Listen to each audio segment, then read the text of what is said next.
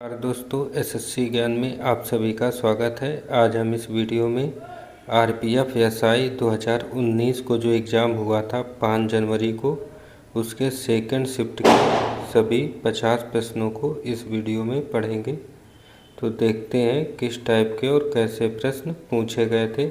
अगर वीडियो पसंद आए तो वीडियो को लाइक और चैनल को सब्सक्राइब ज़रूर कर लें, जिससे आप सभी तक आरपीएफ एसआई के प्रीवियस ईयर के सारे शिफ्टों के वीडियो पहुंच सकें व अन्य एग्ज़ामों जो भी एनटीपीसी एएलपी के एग्ज़ाम भी लगे हुए हैं उनके भी वीडियो मैंने बना रखे हैं, तो वो भी टाइम से पहुंचते रहें। और आप लोग चैनल पर जाकर एएलपी एग्ज़ाम के प्रीवियस ईयर के प्रश्नों को पढ़ सकते हैं। तो बढ़ते हैं अपने प्रश्नों की ओर। पहला प्रश्न है जो पूछा गया है, इनमें से कौन सा दुनिया का सबसे बड़ा द्वीप है? तो इसका आंसर हो जाएगा ग्रीनलैंड जो है सबसे बड़ा द्वीप है। ऑप्शन सी जो है इसका राइट आंसर होगा। फिर अगला प्रश्न पूछा है, सुल्तान अल्जान शाह कप इनमें से किस खेल से संबंधित है? तो इसका आंसर होगा हॉकी से संबंधित है। फिर अगला प्रश्न है, समय अवधि का सूत्र क्या है? तो इसका आंसर हो जाएगा 1/आवृत्ति। और आप लोग देख रहे होंगे कि आरपीएफ एसआई के एग्ज़ाम में ज़्यादा हार्ड प्रश्न नहीं पूछे जाते हैं, सीधे सीधे टॉपिक से प्रश्न पूछे गए हैं। आप लोग अच्छे से तैयारी कर लें, काफ़ी चांस रहता है इस एग्ज़ाम में वर्दी पाने का, क्योंकि इसमें जीएस के जो है बहुत ही सिंपल से प्रश्न पूछे जाते हैं। और कोई भी एग्ज़ाम हो उसमें जीएस का ही सबसे महत्वपूर्ण रोल रहता है, इसलिए मैं आप सभी के लिए जीएस के वीडियो का रिवीजन करा रहा हूं। और आप लोग मेरे चैनल पर जाकर हिस्ट्री से लेकर जियोग्राफी, साइंस सारे शॉर्ट वीडियो और लॉन्ग वीडियो भी आप देख सकते हैं। मैंने सब बना रखे हैं चैनल पर, पूरे वीडियो आपको मिल जाएंगे, जिससे आप अपनी तैयारी और बेहतर कर सकते हैं। चैनल से जुड़े रहें। अगला प्रश्न है, लोकसभा के सभापति को अपना इस्तीफा पत्र को भेजना होगा। तो इसका आंसर हो जाएगा लोकसभा के उपसभापति को अपना इस्तीफा भेजना रहता है। तो ऑप्शन सी जो है इसका राइट आंसर हो जाएगा। फिर अगला प्रश्न पूछा है, बेकिंग सोडा का सूत्र क्या होता है? तो बेकिंग सोडा को खाने वाला सोडा भी कहते हैं और इसका सूत्र होगा NaSCO3। तो ऑप्शन डी जो है इसका राइट आंसर हो जाएगा। फिर अगला प्रश्न है, इंडियन प्रीमियर लीग में पहला शतक मारने वाला भारतीय खिलाड़ी कौन है? तो इसका आंसर हो जाएगा मनीष पांडे इसके खिलाड़ी हैं। ऑप्शन डी जो है इसका राइट आंसर हो जाएगा। फिर अगला प्रश्न है, मार्तंड सूर्य मंदिर कहाँ पर स्थित है? तो इसका आंसर हो जाएगा कश्मीर में यह मंदिर स्थित है। तो ऑप्शन सी जो है इसका राइट आंसर हो जाएगा।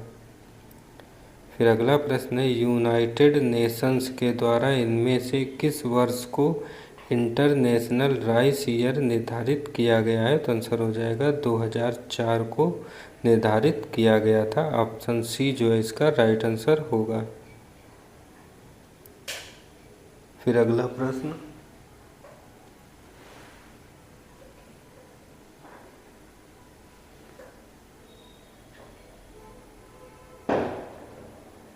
कबीर की रचनाओं के संकलन को कहा जाता है? तो आंसर हो जाएगा बीजक कहा जाता है।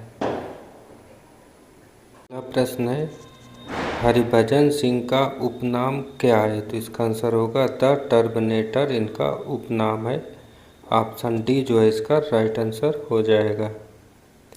फिर अगला प्रश्न है, दांडी मार्च कब आयोजित किया गया था? तो इसका आंसर होगा 1930 ईस्वी में इसका आयोजन किया गया था। ऑप्शन सी जो है इसका राइट आंसर हो जाएगा। फिर अगला प्रश्न पूछा है, मिट्टी को ढीला करने और मोड़ने की प्रक्रिया को क्या कहा जाता है? तो आंसर हो जाएगा जोतना कहा जाता है। ऑप्शन ए जो है इसका राइट आंसर होगा। फिर अगला है, रंगपुर विद्रोह कब हुआ था? तो इसका आंसर होगा 1783 ईस्वी में हुआ था।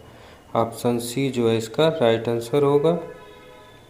फिर अगला प्रश्न पूछा है, भारत में नई विदेश व्यापार नीति की घोषणा किस वर्ष की गई थी? तो आंसर हो जाएगा 2015-20 में की गई थी।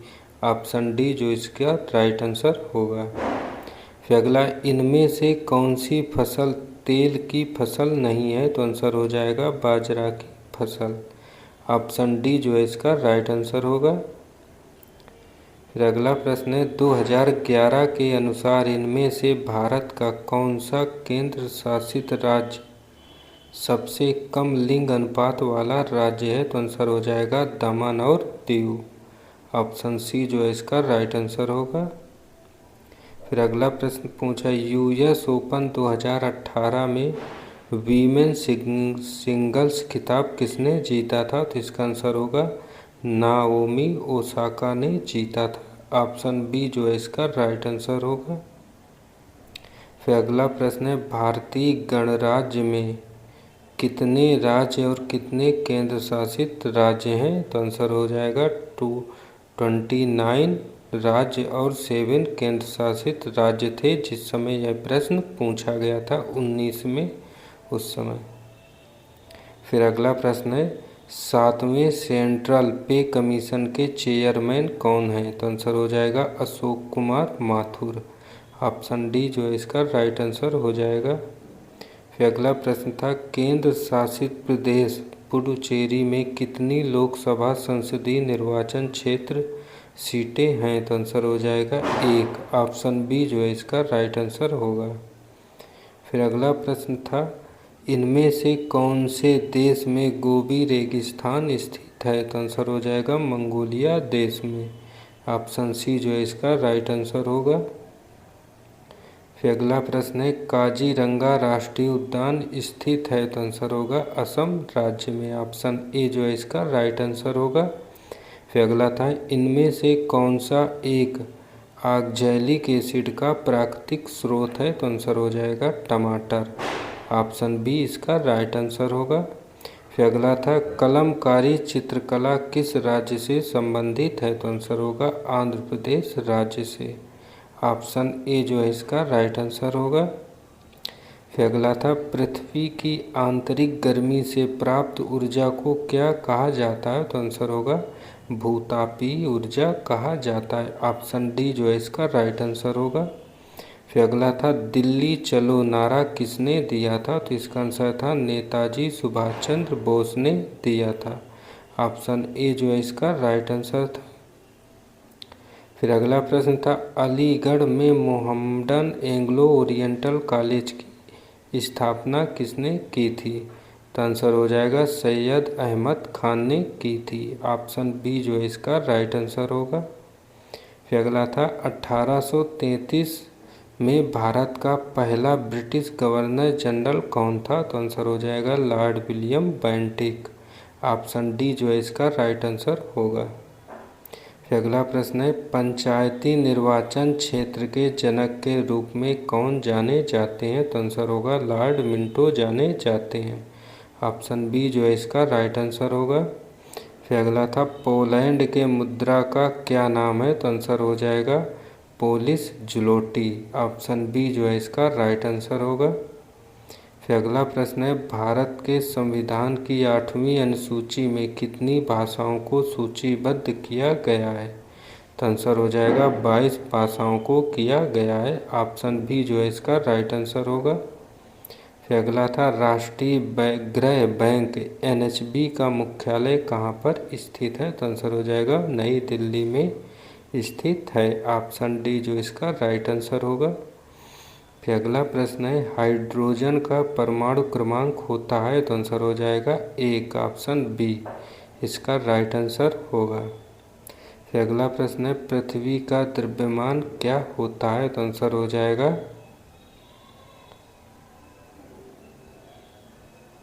4 × 9 62 × 10⁻26 किलोग्राम होता है। ऑप्शन ए 4 × 9 62 × 10⁻24 किलोग्राम होता है। ऑप्शन बी जो है इसका राइट आंसर होगा। फिर अगला प्रश्न है, क्या श्वसन एक प्रक्रिया है जिसमें जीव ऑक्सीजन की अनुपस्थिति में ऊर्जा उत्पन्न करते हैं। तो अनाक्सीय श्वसन जो है एक प्रक्रिया है जिसमें जीव जो है ऑक्सीजन की अनुपस्थिति में ऊर्जा उत्पन्न करते हैं। तो ऑप्शन डी जो है इसका राइट आंसर होगा। अगला था, अंतिम औपचारिकता क्या है जिसके बिना हमारे देश में कोई केंद्रीय विधेयक कानून नहीं बन सकता है। तो इसका आंसर हो जाएगा राष्ट्रपति के हस्ताक्षर। ऑप्शन ए जो है इसका राइट आंसर होगा। फिर अगला प्रश्न पूछा था, उत्तराखंड की राजधानी कौन सी है। तो आंसर हो जाएगा देहरादून। तो आप लोग देख रहे होंगे किस लेवल के प्रश्न पूछे जा रहे हैं कि राजधानी राज्यों की पूछी गई है। तो काफ़ी सिंपल प्रश्न पूछे जाते हैं आरपीएफ एसआई एग्जाम में।